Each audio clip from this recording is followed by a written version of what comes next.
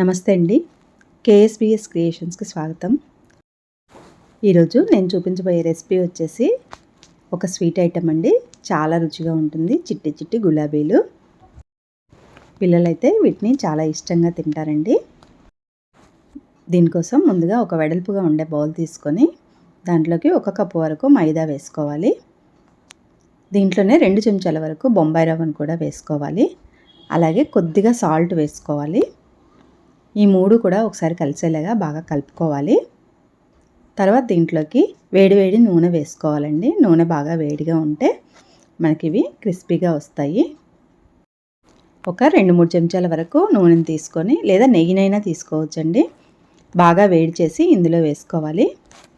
ముందే చేయి పెడితే వేడిగా ఉంటుంది కాబట్టి ఒకసారి చెంచాతో కలుపుకొని తర్వాత ఇలా చేతితో రబ్ చేస్తూ కలుపుకోవాలి. ఈ నూనె అంతా పిండికి బాగా పట్టాలండి. ఇలా నలుపుకుంటూ కలుపుకోవాలి. ఒకసారి చేతిలోకి తీసుకొని ఇలా ముద్ద చేసామంటే ముద్దగా అవ్వాలి. అవ్వలేదంటే మరి కొంచెం వేడి నూనె వేసుకొని కలుపుకోవాలి.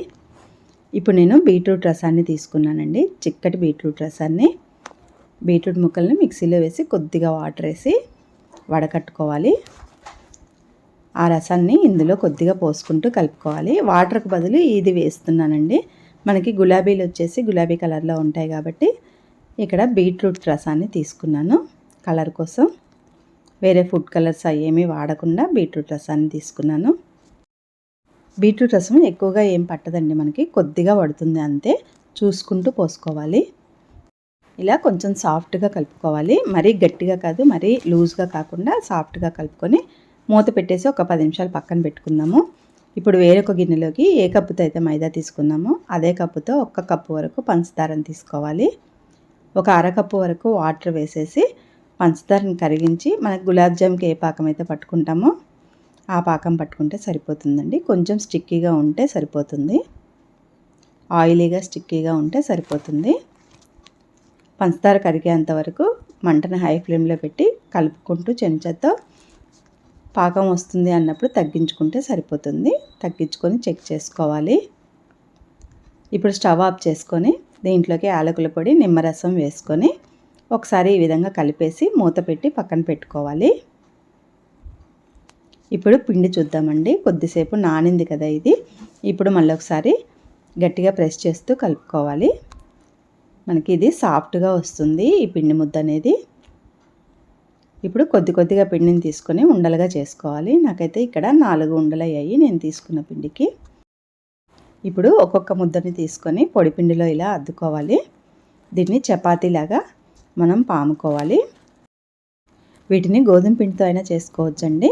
కాకపోతే మైదా పిండితో చేసుకుంటే చాలా బాగా వస్తాయి. గోధుమ పిండితో కన్నా మైదా పిండితో చేసుకున్నవి అయితే చాలా బాగా వస్తాయి. ఈ విధంగా ఒత్తుకోవాలి. మరీ పల్చగా ఉండొద్దు, మరీ మందంగా ఉండొద్దు. ఇలా రౌండ్గా ఒత్తుకున్న తర్వాత మనం వీటిని రౌండ్ షేప్లో కట్ చేసుకోవాలి. ఇలాంటి ఒక మూతను తీసుకొని ఈ విధంగా కట్ చేసుకున్నామంటే మనం రౌండ్ షేప్లో చిన్న చపాతీల్లాగా చేసుకోవాలి. ఇలా చేసుకొని అన్నిటినీ కూడా తీసుకోవాలి. మిగిలిన పిండిని మనం ఇంకోసారి ఒత్తుకోవచ్చు. ఇక నేను చూపిస్తున్న విధంగా ఒకదాని మీద ఒకటి 4 పెట్టుకున్నాను నేను ఇక్కడ. కొంచెం పెద్దదిగా కావాలంటే 5, 6 అయినా పెట్టుకోవచ్చండి. ఇక్కడ చూపిస్తున్నట్టుగా పైనుంచి మడుచుకుంటూ రావాలి. లాస్ట్లో కొద్దిగా నీళ్ళు అద్దుకోవాలి. మనకి ఇది ఊడకుండా ఉంటుంది. గట్టిగా ప్రెస్ చేసుకోవాలి ఇలా నీళ్ళు అంటించి. ఇప్పుడు ఒక చాకు తీసుకొని దీన్ని మధ్యకి కట్ చేసుకోవాలండి.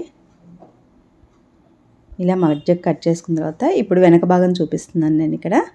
ఇటువైపు వచ్చేసి మనకి రోజ్ ఫ్లవర్స్ లాగా వస్తాయి. మనం కొద్దిగా ఈ పిండిని ఇలా అన్నామంటే మనకి పెటల్స్ లాగా విచ్చుకున్నట్టుగా కనిపిస్తాయి. చిన్నగా ఇలా అనుకోవాలి. అంతేనండి, మనకి రోజ్ ఫ్లవర్ రెడీ అయినట్టే. నేను ఆల్రెడీ కొన్ని చేసి పెట్టుకున్నాను ఇక్కడ. అన్నీ కూడా ఈ విధంగానే చేసుకోవాలి.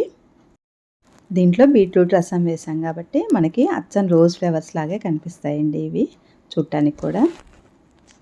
ఇప్పుడు ఒక్కొక్క దాన్ని ఆయిల్లో వేసుకోవాలి. ఆయిల్ మరీ హీట్ అవ్వక్కర్లేదండి, కొద్దిగా హీట్ అయిన తర్వాత వేసుకోవాలి. ఇలా వేసుకున్న తర్వాత కొద్దిసేపటికి మంచిగా విచ్చుకుంటాయి ఇవి. ఇంకొంచెం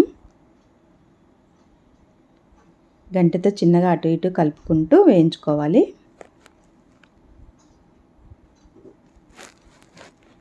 ఇలా మంచి కలర్ వచ్చిన తర్వాత వీటిని తీసేసుకోవడమేనండి. చూసారు కదా మంచిగా విచ్చుకున్నాయి నూనెలో వేగిన తర్వాత.